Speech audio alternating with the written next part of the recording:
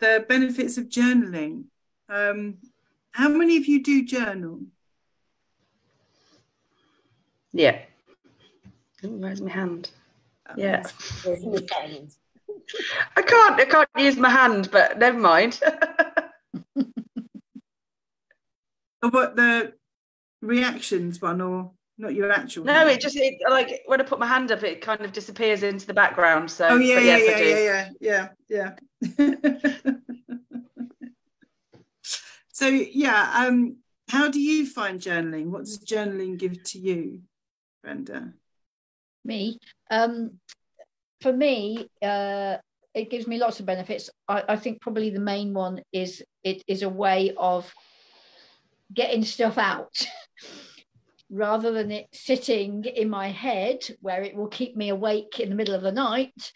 If I get it all out on paper, it's like a release. I've got it out. It's almost like talking to somebody, and it's there on the paper, and I can come back to it if I want to, but it's out of here, and it gives me a lot of relief, then mental relief. I think that's... No, I absolutely get that. Absolutely get that. Hi, Findley. Hi, Susie. Thank you for joining. Hi. How about you, Patricia? What does journaling do for you? A lot like what Brenda said. It helps me to get stuff out of my head, because sometimes I don't always allow my emotions to express themselves, so I express it on paper and release it that way. And it also helps me if I'm in the right frame of mind, or if I'm calm enough and relaxed enough, I get little hits of intuition or ideas, and it's like, oh, I better jot that down. And I just kind of started getting into the practice of jotting down little thoughts of intuition or little ideas that come to my brain. It's like, oh, what's the universe trying to tell me? So I actually find that really exciting. Yeah, absolutely. Findley, Susie, do you journal at all? I do. I journal throughout the day, but mostly before I go to bed. I do kind of a journaling brain dump. So I don't carry any disappointments or agitations to sleep with me. So I go to bed with a very clear mind. I actually have 2 journal books. I have one that is all my praise and glories and gratitudes and my dreams and visions of what I'm going to create. And then I have one that is my frustration journal. And it is where I may be frustrated with someone, with some system, whatever, something that may have happened. And I do it to teach me, A, to get rid of it, to release it and get rid of it. And 2, to learn how to reframe my thoughts and my words. And so it's, it's less and less is going in what I call the bad journal, because I'm learning and growing. So, yeah. Brilliant. Lovely. Please do tell me if I'm pronouncing your name correctly, because if I'm not, please do correct me, because I would hate to offend you with how I'm pronouncing your name. But do you journal at all? No, you're correct. You pronounced my name correctly. And apologies, I don't have my video on because in South Africa, it's bedtime already, so I'm not decent. I'm in my pajamas. Excellent. Excellent. Journaling, yes, I do. I don't have a formal journal where I'll say this is my journal book. I have a lot of them. One day is this one, the other day, whichever I find, I journal. And one thing I found interesting and fun is to journal on Facebook, because I found that on the security or secrecy of Facebook, you can select that your status is seen only by you, yourself. Yeah. So I normally go in, update a status as if I'm telling everyone, but I have selected to be seen only by me. And it's so interesting because with these reminders of on this day a year ago or on this day 2 years ago, then it comes up and you reflect on what you were doing on that day. Like today, I saw a lot of butterflies. Last year, I had captured a butterfly on video here in my garden. So when I saw these butterflies today, it didn't dawn on me that last year on the very same day, I was amused by this butterfly. It only popped up now around 7 at night, and it reminded me. So that was lovely for me. That is lovely. That is really lovely. Yeah. So that's really, really interesting. I never thought, because I've seen that on Facebook where it's, you can just share it on your own timeline and no one else can see it. But I mean, I've got hundreds of journals, and it just depends which one I pick up in that moment, because I journal as the need takes me, I guess. And I was saying to Rosa and Hilary before, sometimes I can feel here in my throat that there is a need to say something, and I have no idea what it is I want to say.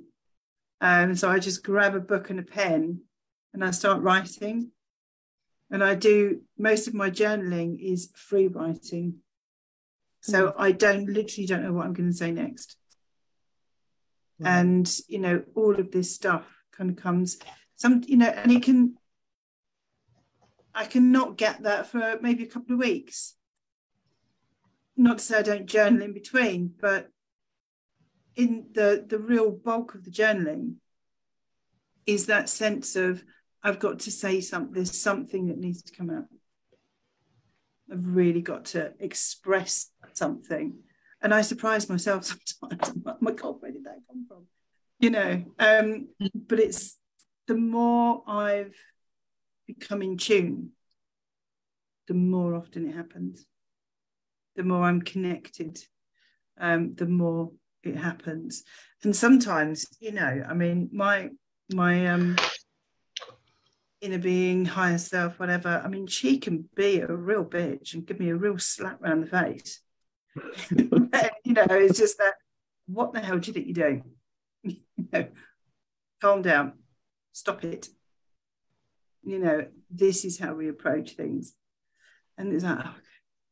And then, because otherwise I find that's with overwhelm, the way you were saying, Brenda, sometimes that need, if you're going through difficult situations, or any situation, and it goes round and round and round and round and round in your head and you can't sleep, I've been there in that sense of overwhelm. And it is that getting it all down, writing it all down and getting it out. And as you say, Patricia, especially if you're not comfortable expressing your emotions, I'm not. I'm very typically British, with that kind of stiff upper lip bit, so I'm not very comfortable in expressing my emotions. So writing them out and how I feel is really, I think, really important, because you have to express your emotions in whichever way feels comfortable to you. You have to, otherwise it's really unhealthy. Really, really unhealthy. But it's, journaling is brilliant for mental health as well, for good, robust mental health. Part of that is about getting those emotions out and examining them and accepting them, and then saying, right, okay, thank you, on your way, because otherwise they just fester and fester. But in terms of sort of manifesting, journaling is really important, because it is that way of telling that story about how you want your life to be. Because there's, I've got this post-it notes stuck on. I've got 2 screens here, and I've got post-it notes of Abraham Hicks quotes. And which one is it? That's it. Start telling a better feeling story about the things that are important to you. Do not write your story like a factual documentary, but instead tell the uplifting, fanciful, magical story of the wonder of your own life and watch what happens. It will feel like magic as your life transforms, but it is not by magic. It is by your vibration with the laws of the universe. Because sometimes as you're writing, you're feeling the emotions.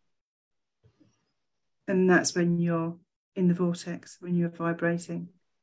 Because that's when you start writing about your dream house and you see yourself there and you get excited and you get all those emotions and you visualize, I'm going to have my sofa there and I'm going to have this sort of light and I'm going to have that kind of kitchen. We've got a galley kitchen here and I'm like, no, a nice big square kitchen because I want an island in the middle of, and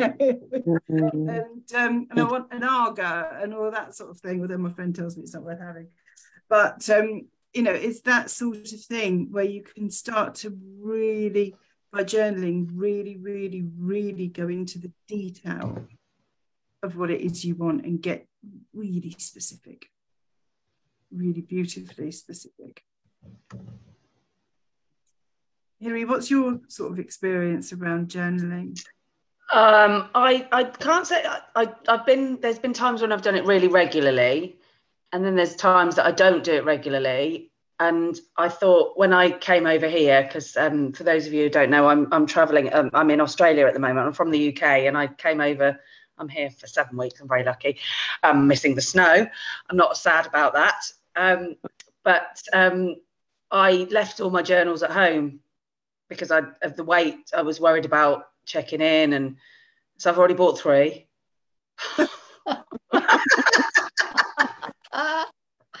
I like that's a good excuse because then they're from Australia and when I get home it's like, but I do a lot I journal just before I go to bed often as well, like Susie said, but I also journal my dreams if I wake up in the middle of the night, which I can find really powerful. I don't turn the light on, I just literally write down what I remember, and then I'll read it the next day and I'm like, oh yeah, can't remember the dream until I read it, and then I'm like, oh yeah. And I had a really weird dream the other night about I was teaching in a classroom, and somebody else, obviously there was something going on because I'm a teacher, and and I was reading about a character, and a character had a scary thing, and the character pooped out the scary thing. Well, that's obviously something about releasing scary things, isn't it? That's release, absolutely. Yeah, no, it's dreams are funny things. I had the strangest dream the other night, and it was a bit of a nightmare, a bit of a dream, where I dreamt of like, I think it was pandemic nightmare dream thing where there wasn't bubonic plague, but it was that, the scabs and everything, and then people turning into vampires and that. And I was like, I woke up, what the heck? And then I remembered I'd been talking to my friend that evening, and she'd been saying, and her and her daughter were saying how her mother blames her granddaughter, my friend's daughter, for the death of her husband, because my friend's son had chickenpox as a child. She'd waited the right amount of time between, and her daughter hadn't got it. So they went to visit her mum and stepdad, and he had lymphoma. And when they left, he got shingles a couple of days later, and Emma got chickenpox. So Jackie's mum blamed her for killing her husband, not the lymphoma, but her. And because they were using examples of just how vile she is. And I thought, yeah, that's what the dream was about. that her mother is like sucking the life force out of her, and these sort of scabs are like chicken pox, basically. And I thought, okay, so thank God that makes sense, because otherwise I was thinking, yeah, no, I don't like that one. I don't know what that could mean. So yeah, dreams are often very strange. What about you, Rosa? Do you journal? No, I don't, to be honest. I don't. I don't know why. I can't remember who it was last week. I think we touched on journaling, and I can't remember who it was said, I just write anything. I just write anything. Was it Anna? It was Anna, wasn't it? Was Anna on the call after this? And she was saying she just writes anything. It's not specific on anything. So I had a go after the next day after that call with Anna, and I found that quite good, because I didn't look at what I was writing. I just wrote. Whereas in the past I've thought, well, what's the point in writing that? But I suppose that's where you start, and that's what everybody does things differently, don't they? So, but I do my gratitudes, and my gratitudes are a bit like, they're not just I am grateful for my house or our jars. Ooh, ooh. Don't know where there it is. There's all my post-it notes. And it's not just a question of I'm grateful for my house. I go into detail. And I've also, because I want to improve my Italian, I'm also doing them in Italian as well. So very good. So that's that in a way. I find that really it's not journaling as in journaling like you ladies journal, but it's putting things down on paper. It's putting an emotion down.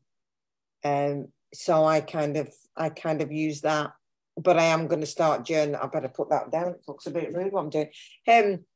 So I'll just journal. I will start doing it more, because I'm not criticizing myself about what I'm putting down anymore. So. Yeah, I mean that's the thing about, there's journaling, I think, and then there's free writing. And I will journal. I do, as I showed you. I don't think you can really see it. My gratitude jar, and I've got all different kinds of coloured post-it notes with 3 things every day that I'm grateful for. But the free writing is that bit where you really can get in touch with your higher self. Patricia. What is the gratitude jar you ladies talking about? I don't believe I've heard it before. My daughter-in-law last year, can you see it there? My daughter-in-law last year bought me, as part of my Christmas present, she bought me a jar and the papers, Half Moon papers. So every morning I get up and I write at least 3 gratitudes on here. As the paper gets bigger, I get more gratitudes, and I write on the reverse as well. But I also put a statement now, and my statement is to say it is, right? So when I write a statement, say, I am happy, or the world is full of love, I am making a statement that it is. And it's amazing. At first, I couldn't think of anything to put. But now I've got things queuing up as to what I want to put. So it was just a jar with, and I did it last year, filled it full last year. It's lovely. Isn't it, Anita? It's a lovely little. I love it. I look at it because I use all different coloured post-it notes and everything. It's really colourful. And it just, in and of itself, it makes me smile. You know, so, but it gets me in that really good habit of, on a rubbish day, finding so today, not that today wasn't a rubbish day, but I was driving my son to school, and although it is cold here, I was so wrapped up. I was boiling hot in the car. So I opened the window for a little bit in the car, and we were sitting at a junction. All you could hear was the birds singing. And it was so beautiful. And I said to my son, you know, they're so happy with the rain because they've had a shower. They have been able to pick the worms easily and everything. I says they're fed, they're clean, and they are singing in pure happiness. And it was so beautiful. You know, just that moment. I thought if I hadn't opened the window, I wouldn't have heard that. Mm. And it was so lovely. And that sense of gratitude that I had the urge to open the window and hear that beautiful bird song. You know, and I've seen the birds in the garden today. I live in the countryside. They have been so joyful on the lawn, and you've got baby rabbits chasing each other all over the lawn and everything. It's been, you know, probably spent too much time looking out the window, not enough time doing the day job. But yeah, it's just watching all the squirrels running around and everything. There's just that sense of happiness that, because where I live in England, we don't get a lot of rain. So that sense of happiness that the rain was falling and it was continuous. And we have a bird bath in our garden as well. And you just see this shower of water where they're literally throwing themselves in, and everything's going 19 to the dozen because they're just washing every inch of themselves. And it's so lovely. And you see the great big fat pigeon sit on the bowl of it. You think that bowl is going to tip over because that bird is so big. And, you know, and it's just joyful. It's just so joyful to be able to see that and experience that. And so that goes in here. You know, if I found 10p in my coat pocket today. So I put that in my found money jar, and then thanked for the 10 pence. You know, it's just that sort of thing. It's this kind of everyday stuff. But sometimes when you're having a really bad day, it's nice to read through it. You see, I don't do it like that. I come downstairs, do my prosperity game on our Ignite, and then I do my gratitude. So I am grateful for the amazing day I am going to have, but I'm putting it down as I am so grateful for this wonderful day. And like this afternoon, I went and met some friends. So this morning I wrote, I'm so grateful for the wonderful time I am having with my friends. That's brilliant. Yeah. So mine's more of like I'm always grateful for my thin, strong, healthy body working so hard. And then some days I actually pick like my kidneys, my liver, my brain. If I'm feeling a bit like, say, I'm having a problem in an area, then I will put a lot of gratitude for the health of that area. That's really good. So I've done the gratitude before the day's begun. Like tomorrow, I have to get up early to do that. Yeah. But I've got a reluctant child to get out of the door every morning. Yeah. It's like, oh, this morning, I've got a headache. It's okay, I can do some Calpol, you go to school. You know. Right. Yeah, I forgot my homework. Yeah, we're going to have to scoot because Hills and I and Bren's got another call. Are you joining us, Patricia, on the other? There is another call, Susie, that we're doing. If can we put the link into the group if you want to join us? And you say her name. I can't say her name. Findlay, if you want to join us. I'll put the link in. Hang on. You're discussing, aren't you, David Cameron Candy's book, Yeah. A Pocket Full of Money, which is a fantastic book about manifesting. I read the chapter 5 that you posted the other day. It was interesting. Oh, it's a brilliant book. Really brilliant. The first couple of chapters when he's talking about quantum physics is a little bit, okay, I'll read that about 1 billion times and probably still won't understand it. But I don't know what that always, but never mind. So interesting. So if anybody wants to join us, that's the code. Okay, thank you. For our Zoom call. So we have a good week and maybe see you at the Meditation Monday. Yeah, Meditation Monday, yeah. All right, have a great weekend, everybody. A great week. I'll see you soon. Take care. Love. Bye for now. Bye. Bye.